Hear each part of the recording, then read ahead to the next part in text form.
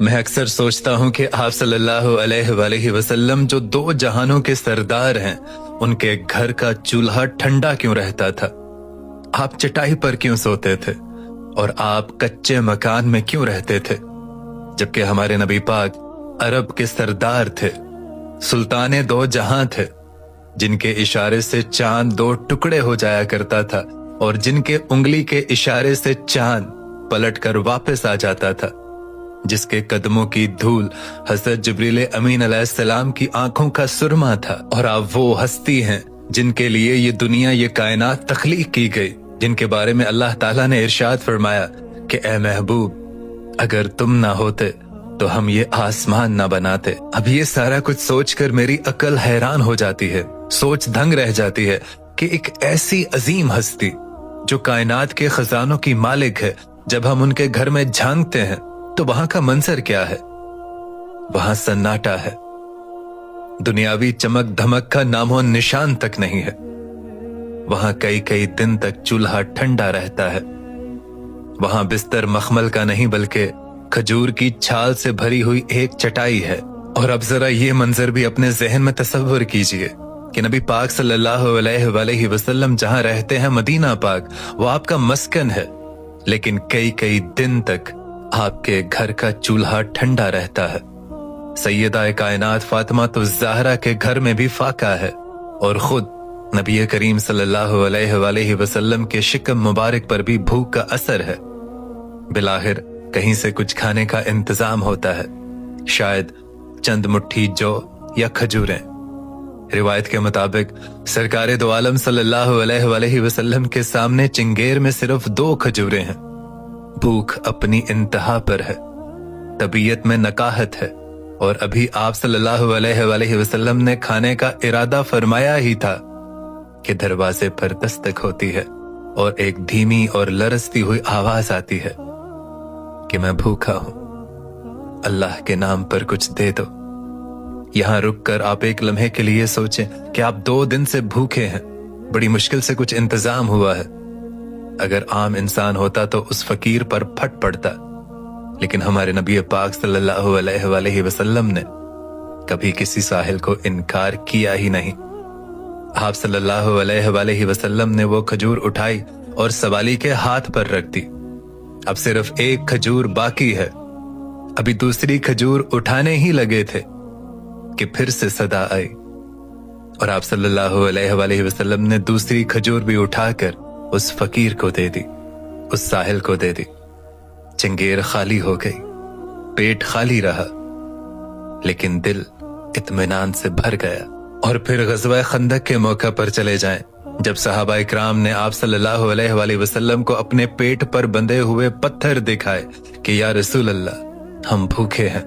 और हमारे नबी पाक सल्लल्लाहु अलैहि वसल्लम ने जब अपनी कमीज मुबारक ऊपर की तो आप सल्लल्लाहु अलैहि वसल्लम के पेट मुबारक पर 2 पत्थर बंधे हुए थे। अब ये सवाल बहुत ही गहरा हो जाता है कि आप सल्लल्लाहु अलैहि वसल्लम ने आखिर गुर्बत को चुना क्यों? तो एक सही हदीस मुबारक है कि एक बार जिब्रील अमीन अलैहिस्सलाम तशरीफ लाए। उनके साथ एक ऐसा फरिश्ता था जो आज से पहले जमीन पर कभी नहीं आया था। उसने अर्ज की कि या रसूल अल्लाह सल्लल्लाहु अलैहि वसल्लम, अल्लाह ताला ने आपको इख्तियार दिया है कि अगर आप चाहें तो बादशाह नबी बनकर रहें, और अगर आप चाहें तो बंदा नबी बनकर रहें। यानी अगर आप चाहें तो हजरत सुलेमान अलैहिस्सलाम की तरह आपको बादशाहत दे दी जाए, दौलत दे दी जाए और हुकूमत आपके हवाले कर दी जाए। हजरत जिब्रील अमीन अलैहिस्सलाम ने उस वक्त आपकी तरफ इशारा किया कि या रसूल अल्लाह, आजिज़ी इख्तियार कीजिए।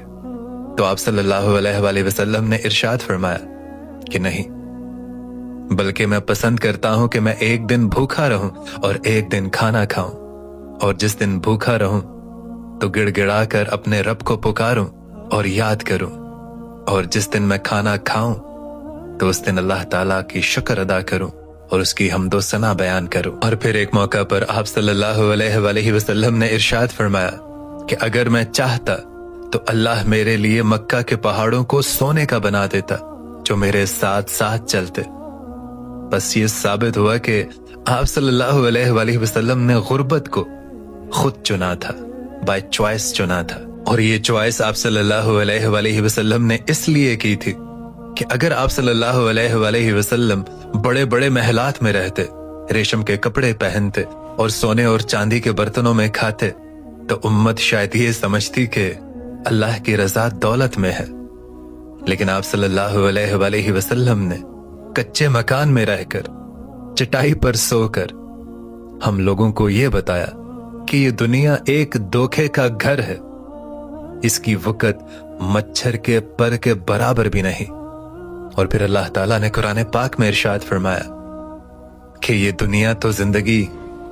दुनिया की जिंदगी तो बस धोखे का सामान है। और ये बात आप सल्लल्लाहु अलैहि वसल्लम ने अपने अमल से साबित की कि तुम्हारी इज्जत बड़ी बड़ी इमारतों से नहीं बल्कि अच्छे किरदार से है। और वैसे भी दुनिया का हर लीडर बड़े बड़े लोगों में उठना बैठना पसंद करता है, लेकिन हमारे आकाए दो जहां सल्लल्लाहु अलैहि वसल्लम ने गुर्बत सिर्फ और सिर्फ इसलिए अपनाई ताकि कयामत तक आने वाला हर गरीब, कोई मजदूर, कोई यतीम खुद को तन्हा महसूस न करे। जब किसी शख्स पर फाका आए, गुर्बत आए, तो वो नबी करीम सल्लल्लाहु अलैहि वसल्लम की तरफ देखे कि सरकारे दो आलम, सरकारे दो जहां अगर गुर्बत में गुजार सकते हैं जिंदगी, फिर हम तो कुछ चीज ही नहीं। और आप सल्लल्लाहु अलैहि वसल्लम की ये दुआ थी कि ऐ अल्लाह, मुझे मस्कीन जिंदा रख, मुझे मस्कीन मौत दे, और कयामत के दिन मेरा हशर मस्कीनों की जमात के साथ फरमा। और दुनिया की हकीकत को समझने के लिए आपके लिए ये हदीस ही काफी है कि हजरत उमर फारूक रजी अल्लाह ताला अन्हु बयान फरमाते हैं कि एक बार मैं नबी करीम सल्लल्लाहु अलैहि वसल्लम के घर दाखिल हुआ और मैंने देखा कि हमारे नबी पाक सल्लल्लाहु अलैहि वसल्लम एक खुरदरी चटाई पर लेटे हुए हैं और उस चटाई के निशानात आप सल्लल्लाहु अलैहि वसल्लम के जिस्म अतहर पर छप चुके हैं। कमरे के एक तरफ थोड़े से जो और दूसरी तरफ एक कच्चा चमड़ा लटका हुआ था। ये मंजर देखकर हजरत उमर फारूक की आंखों में आंसू आ गए। तो नबी करीम सल्लल्लाहु अलैहि वसल्लम ने पूछा, ए इब्ने खत्ताब, तुम क्यों रोते हो? तो मैंने अर्ज की, या रसूलुल्लाह सल्लल्लाहु अलैहि वसल्लम, मैं क्यों ना रोऊं कि कैसरो किसरा यानी ईरान और रोम के बादशाह बागों और नहरों के मजे लूटें और आप सल्लल्लाहु अलैहि वसल्लम जो दो जहानों के सरदार हैं, अल्लाह के रसूल हैं, और आप इस हाल में हैं। तो नबी करीम सल्लल्लाहु अलैहि वसल्लम ने जो जवाब दिया वो आबे सर से लिखने के काबिल है। इस जवाब को हमेशा याद रखिए।